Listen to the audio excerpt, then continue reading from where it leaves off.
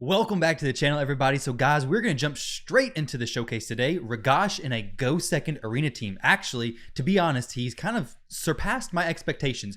He's doing a lot better, and I actually made one change to him that was pretty big and basically very different than what I recommended in one of my previous videos. I actually tested him out, ran some numbers, and I think this way makes a lot of sense. You may get an idea. We're running Rian the Conjurer for the weekend, so you may get an idea of how Ragash is built.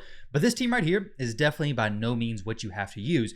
I want to give you guys the building blocks and the idea behind this team so you could build your own Go Second team, whether it's for 3v3, whether it's for Classic Arena.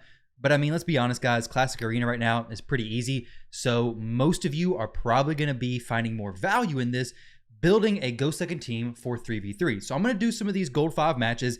A lot of these players are obviously, they're going to be mismatched with my player power, okay? So a lot of these matches aren't going to be a very good representation of how good I think this team actually could be. So I'm going to do some of these, and then later in the video, we'll go ahead and jump into 3v3 and do some over there, which the players, I'm in Gold 4 right now, 3v3, so the players are going to be quite a bit higher level, and we'll see how it goes. So this team, let's go ahead and jump into this match. What we have going on is we have Seeker in the lead spot. So this is a Go Second team. Ideally, we're going to be going second, right? So Seeker, he's an absolute beast, okay? Honestly, if you're using him for clan boss, you don't have to swap his gear. But you can see here that every one of my champions now has increased defense, okay? So Ragash is going to be benefiting from that defense aura in arena battles from Seeker. Seeker being in the lead spot, which you want him to be in the lead spot, because what happens is the enemy hits with a crit, Seeker places an increased defense on everybody, and say Sinesha just did the hit first, for example, while Sinesha hits Seeker, Seeker places increased defense. All of these champions behind Seeker in the team order get the increased defense, mitigating the damage from Sinesha's hit, which in return means all my champions are going to be perfectly fine. So Seeker doesn't really matter his speed. I have him in a shield set currently, but everything else, just make sure he survives. Honestly, you can use him in your clan boss build. Not really a big deal. My second champion to go just now was Cardiel. So Cardiel, you can replace him with Skytouch Shaman, Hawkhorn Smash Lord, any champion who's a cleanser, who preferably also places block debuff. So that champion is going to be your first champion to go. So ideally, if you're going to want to counter Torments, if you're going to want to counter Hegemons, they're going to be built in an immunity set, which my Cardiel isn't in immunity right now, and he's pretty fast. They definitely don't need to be that fast. I'll go over that a little bit more in just a minute, but your cleanser should be in immunity because Hegemons can lock you out, so you gotta be very mindful about that. But once that block debuffs is up, you're really fine. Now this team is gonna struggle against strip champions, so you gotta be mindful there. So let's go ahead and attack this Arbiter, maybe place a provoke. Unfortunately, we didn't land it. And then Rian the Conjurer should be next, but I have their speeds so close that Rian is actually apparently going right after Ragash. She's 182, he's 181, but Ragash is built with some accuracy, which this is the thing that I had said before that I wouldn't do. Before I had said, well, if you're going to build Ragash as a damage dealer, it makes the most sense to build him with full damage. Well, I actually ran some numbers on the Hell Hades website optimizer, and I think my opinions have changed on that. Guys, so let's jump on over to the Hell Hades website and let me go over the numbers that I'm talking about and why I've actually decided to build Ragash with some accuracy in his kit, and then we'll go over his gearing, and then we'll jump into some more matches, and I'll give you guys some more substitution options. So this right here, what you're seeing, is a Hell Hades Optimizer premium feature. So the skills section over here, let me hide my webcam so you guys can see this a little bit better. The skills section, once we go to the, okay, so I have this already set, already optimized for the absolute highest damage that could be dealt. The damage is being calculated based on the enemy having 3,200 defense.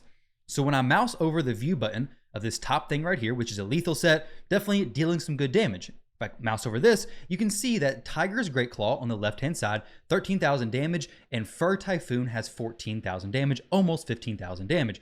So that's with 5,100 defense and 256 crit damage. Now, if we go over here and 121 accuracy, honestly, this accuracy is not going to be applying debuffs to really anybody. So I bumped it up to 300, and I was curious what the difference would be. So 305 accuracy. One thing to remember in Ragash's kit is that he applies the decreased defense before attacking. It's a 60% decreased defense. And what I've done is I've calculated this number based on if an enemy had 3,500 defense. So if an enemy had 3,500 defense, we go ahead and subtract. Let's go ahead and do this one time real quick. 3,500 times 0.6. So 3,500 minus 2,100 defense, and they're going to be left with 1,400 defense.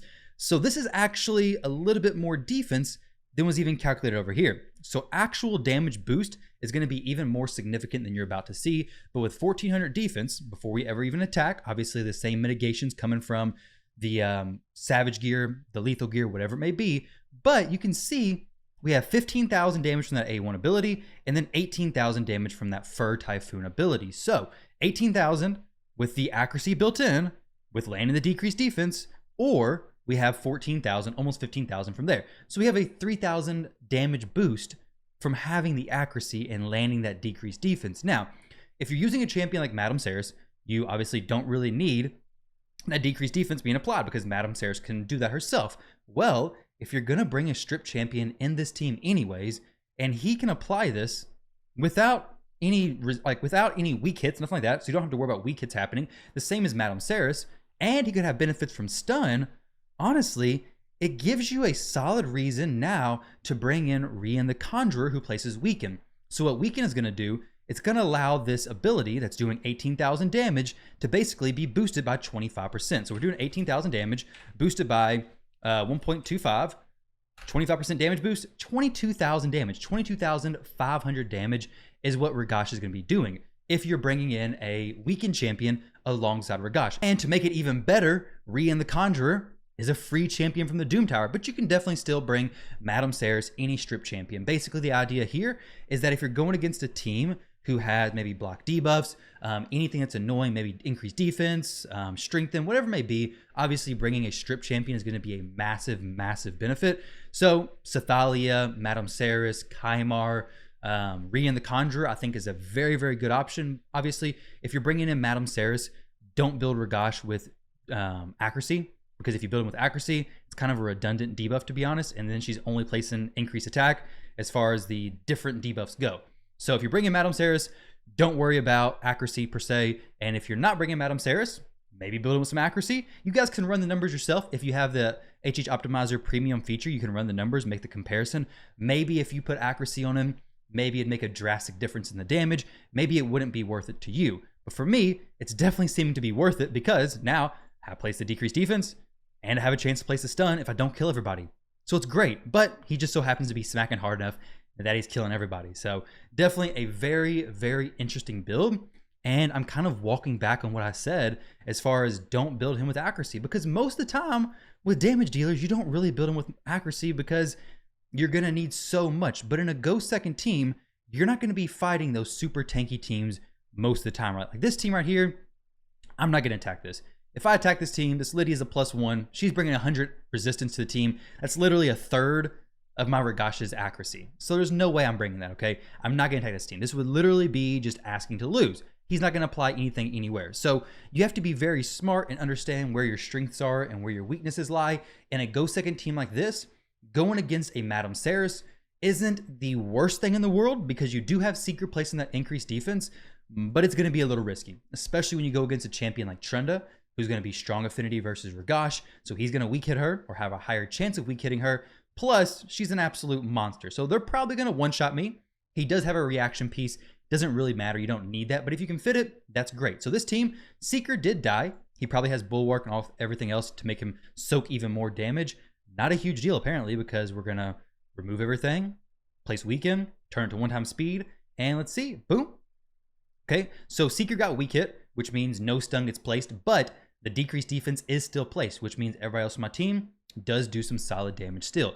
So let's go over here, guys, real quick. Take a look at the champion's gear, and then we'll jump back in there and do a few more matches in 3v3 instead this time. So Cardiel, like I said, he's in immunity gear. He has reaction stuff. It's just how it happens. Not a huge deal. You don't need the reaction gear, but if you have it, it's definitely nice because in a go second team, you're going to be taking a hit. Reaction gear, stone skin gear, if you can get it, stone skin better than immunity because you don't take any damage really whatsoever. You don't necessarily need reaction if you have stone skin, but keep all that stuff in mind. So 307 speed, okay resistance, really just make sure he survives. That's all he really needs to do. Cardiel, Skytouch Shaman, any champion who can cleanse, cleansing is fine by itself unless you're going against Hegemon. If you're going against Hegemon, or better yet, Torment, if you're going against Torment, you really want to make sure they can cleanse and place block debuffs. So Mithrala is an amazing option, but not so much against Torment. Against Torment, She doesn't place the block debuffs. Your allies are going to get frozen, and it's not a great day. So you ideally want them to have immunity to block the potential freeze when Seeker places the increased defense, and you're also going to want them to place block debuffs so that you don't get frozen in the future. So Cardiel, Skytouch Shaman, Hawkhorn Smash Lord. There's several others, I'm sure, but those are the ones I can think of off the top of my head. So he's the first person to go. Obviously, you want your team to be cleansed before you take a turn. If you're going against a strip team, you need to make sure that your cleanser is close to speed tune with your other champions, because if not, if your cleanser cuts in, cleanses everything, and the enemy strips you, it's going to be kind of wasted effort. So keep that in mind.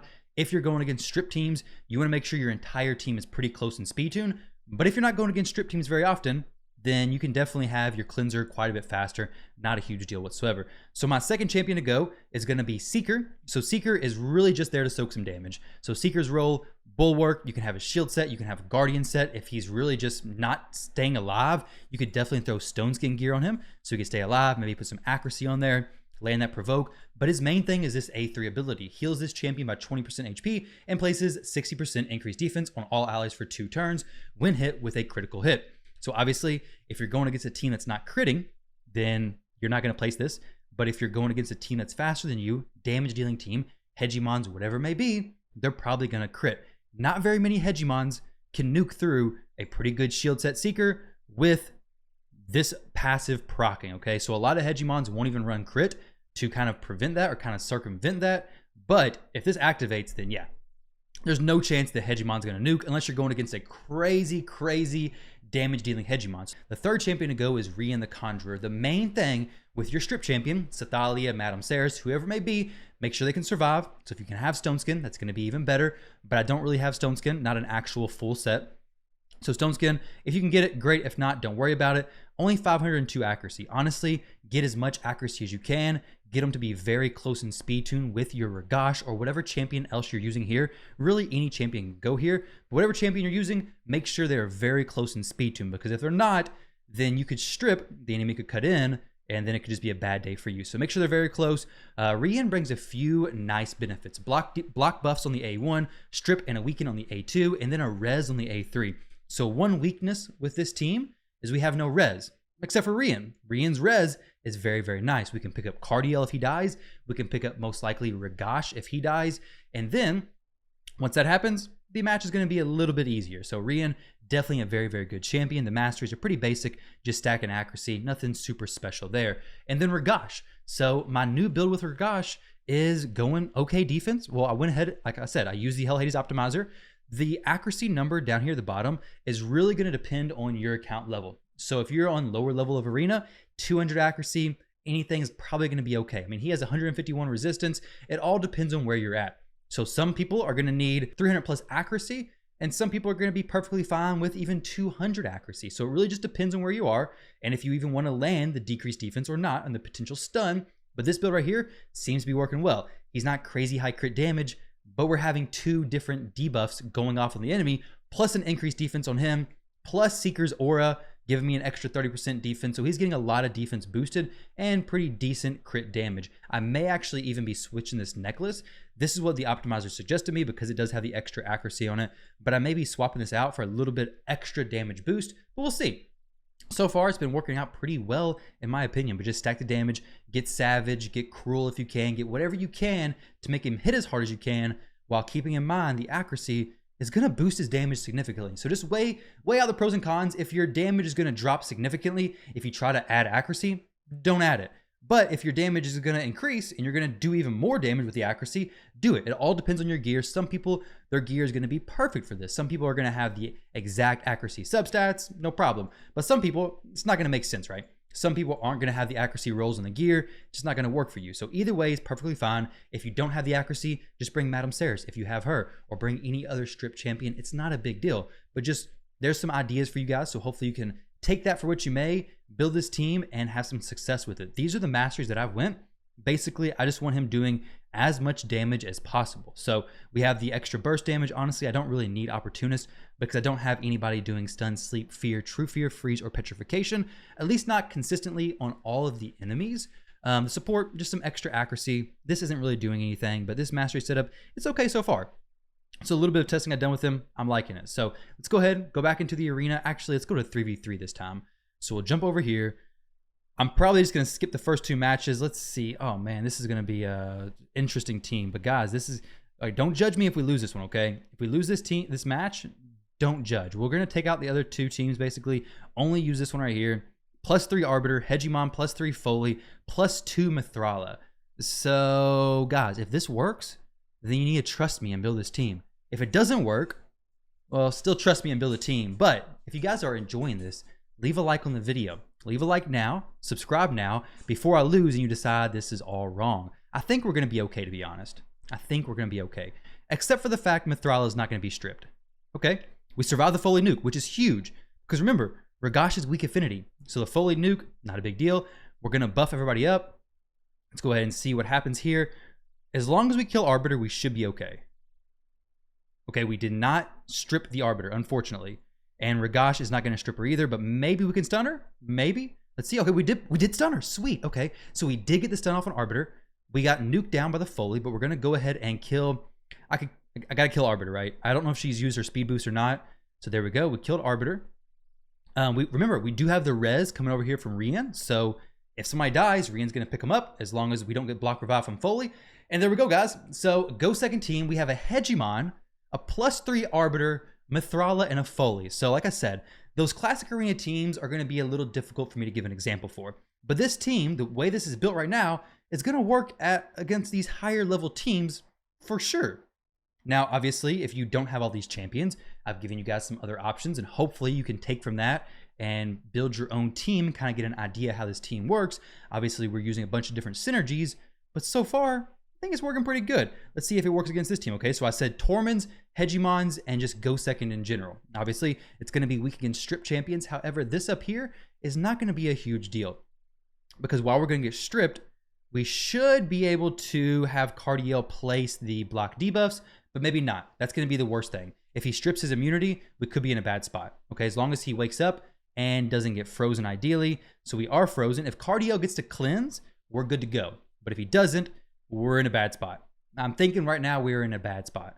The team has its counters, it has its strong suits, but obviously it has its weaknesses as well. So this first team up here, let's see. So what we want to do, we have Foley, who's a Dark Elf. I don't think Cardiel has damage mitigation against Dark Elves. I think it's Demon Spawn, Night Revs, things like that. So yeah, Undead, no Dark Elves, unfortunately. So what we'll do, we'll just throw Cardiel in. Honestly, we could put Necrit in there. He could probably protect Ragash. That could definitely make it work, but I'm not trying to have a whale team. I don't want to have a super whale team. Just kind of keeping it kind of free to play, you know, not 100% free to play, but we have an epic. We got a free champion as well, so maybe kind of free to play, right? This Foley's going to do one or two things. This Foley's going to absolutely destroy my team, or we're going to luck out and he's not going to kill my Ragash. Okay, we lucked out. He did not kill my Ragash, but obviously, guys, that actually goes to show you how impactful Seeker is with damage mitigation. Like, that's a +1 Foley. So that Foley's going to be hitting pretty hard. He's in gold 4 as well, gold 4 3v3. So that dude has some good gear on him. But that Foley wasn't able to nuke me through the Seeker increased defense. Now here, I have to kill Foley. Like, I have to hope Ragash actually kills him, because if not, we're going to be in potential deep waters, and then he comes back to life. Well, yeah, I knew that was going to happen. All right, so let's see. Molly just smacked him with her burning hot dog and just killed him. That's all there was to that. All right, well, that's a little awkward. Let's see if Rian can pick him up and save my match. So, unfortunately, we get 50% turn meter, which isn't the bad thing. The bad thing is we're probably going to die. Let's see. So, decreased turn meter from Madam Saris, and Foley comes back in for revenge another time. He's like, yep, you're staying down this time, buddy. But either way, that was definitely an interesting showcase. With this team, I guess what happened? What went wrong there exactly? Let me see. We're gonna do that one more time. So one more time to see how this works out. What I want to see is what caused the match to just fall all apart. So obviously the Molly killed Ragash. I get it. Maybe it's just because he didn't have enough HP. Maybe I don't think reaction proc. If reaction procs this time, we should be fine. Okay, reaction proc. That's a huge difference. Massive, massive difference. The reaction accessory procced on Ragash, and now he has full HP. So now we should be fine, right? Okay, yeah. So now we just swipe everybody. No decreased defense though, because they have block debuffs. from Madam Sarah stealing a buff, I guess. And then we're fine. So there we go. There we go, guys. We took Ragash against a +1 Foley, a pretty fast Arbiter, I'm sure. A go second, or definitely a go second team, right? We have, well, they had a go first team. They had a fast champion. They had a provoke. They had a increased defense or decreased defense, decreased attack, and a Foley smacking me ideally pretty hard. 301,000 player power. So if that right there doesn't show you that Seeker, mostly in the lead, along with a defense-based champion, can take a pretty significant hit, then I don't know what else will, guys. But with that said, thank you all very much for watching the video. I hope you all enjoyed, and I'll catch you all in the next one.